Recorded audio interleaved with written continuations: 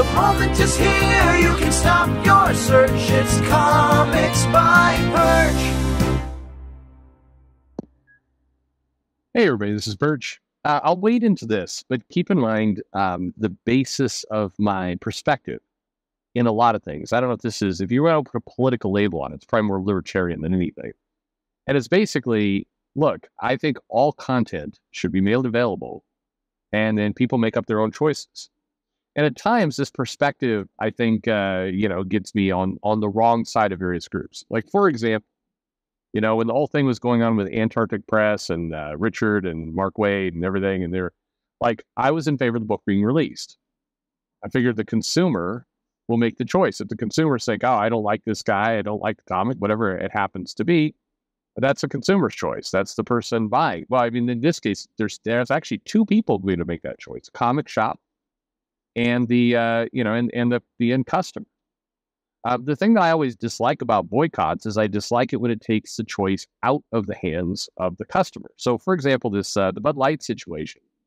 If people, meaning like you, decide I don't want to drink water that tastes like pee, good for you. Water that tastes like pee. See, it's even there. It's beer. But Bud Light is water. It's water beer that tastes like pee.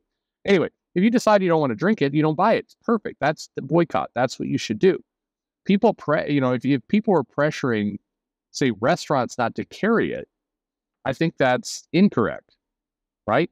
I think that's wrong. And worse, like a distributor not to carry it, that's even more wrong. Let the people choose. That's my perspective. Same thing goes with like a lot of the Marvel comics, DC comics, everything else. I think people get to choose. That's where I'm coming from. So that's the basis behind this video. So a couple people have asked about, hey, you keep saying that, the schools aren't really a viable method for comics.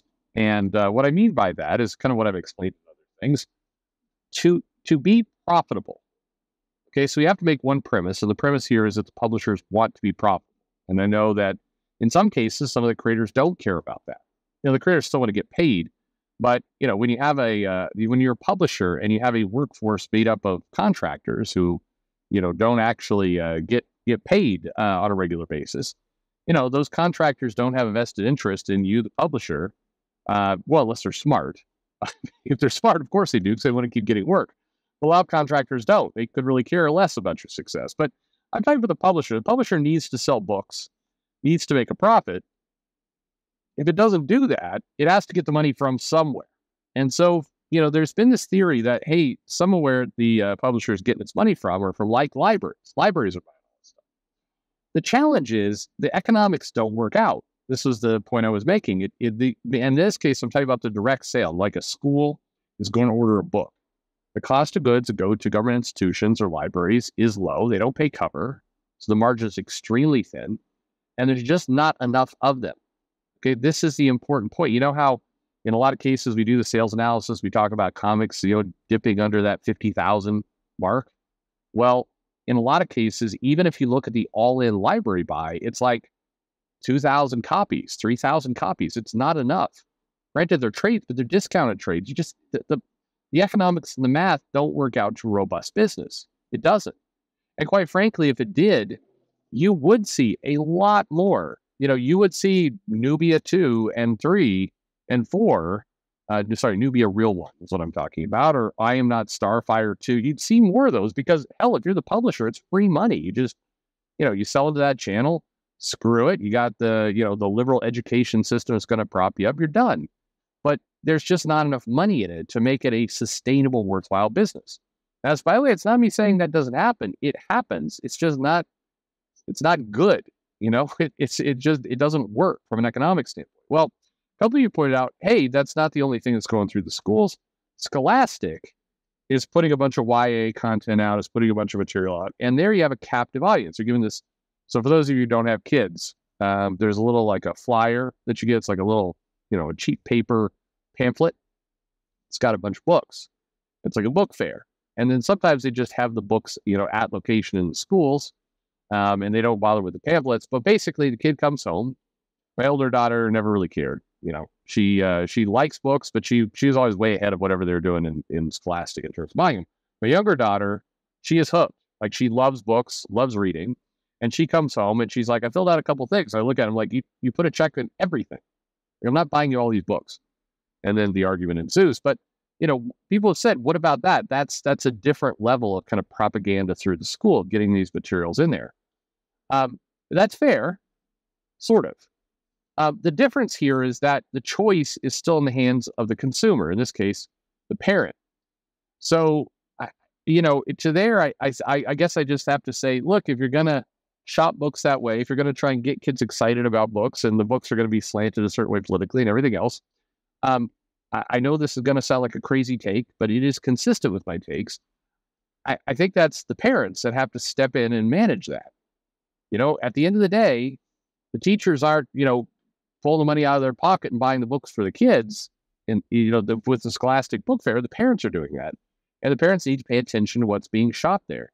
It may mean an uncomfortable conversation. It may mean your kid comes home and that kid's been thoroughly brainwashed by whatever crazy-ass book they're putting out in the schools. And the parents have to sit down and deprogram the kids. And that sucks. And you may want to consider going to a different school, whatever it happens to be. But I do think that falls to the parents.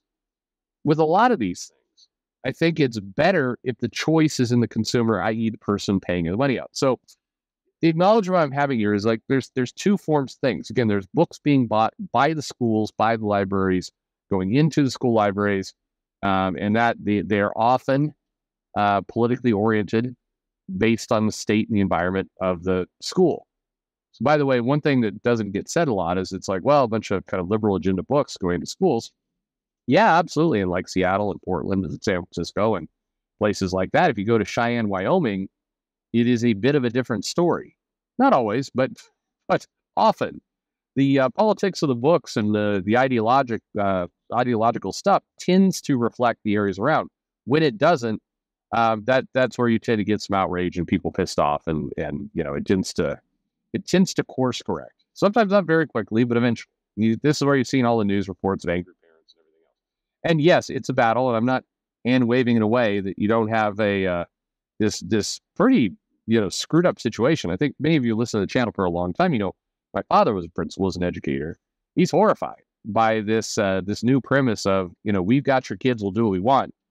Parents don't get a say in the curriculum.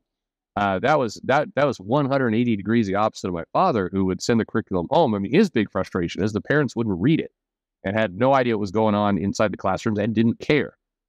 But he always pushed to get that stuff in. So he's been watching these news reports. Like, the school won't share what they're doing. You could see his head explode. It goes completely against his ideology. But anyway, I think this is the key message to put out here. Yeah, there's stuff out there. There's propaganda that's going to hit your kids, obviously, in many different places. Should schools be putting in things that are clearly not age appropriate? No, they should not. I'm totally against some of the books that have made their way into school libraries that are not appropriate for elementary schools. They are not. And I don't care whether it's heterosexual sex or LGBTQ sex or whatever it happens to be. If you got a book that's explaining how to or showing a blowjob in an elementary school, it shouldn't be there.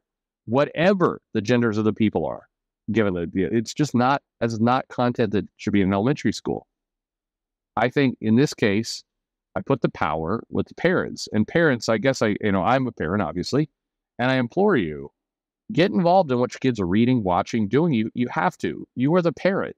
Yes, it's going to be hard at times, and yes, it's going to make uncomfortable, but you cannot outsource that job to anyone. No matter their politics, you can't do it. So I think, in many cases, I disagree with a lot of it's not outrage, but this has got to stop. The school has to be a pure location. Well, yes, we should take those things out of the school, but more importantly, we need for the parents to get actively involved. We need to push and demand, and they're the ones who are in charge and should be in charge. You can't outsource that job.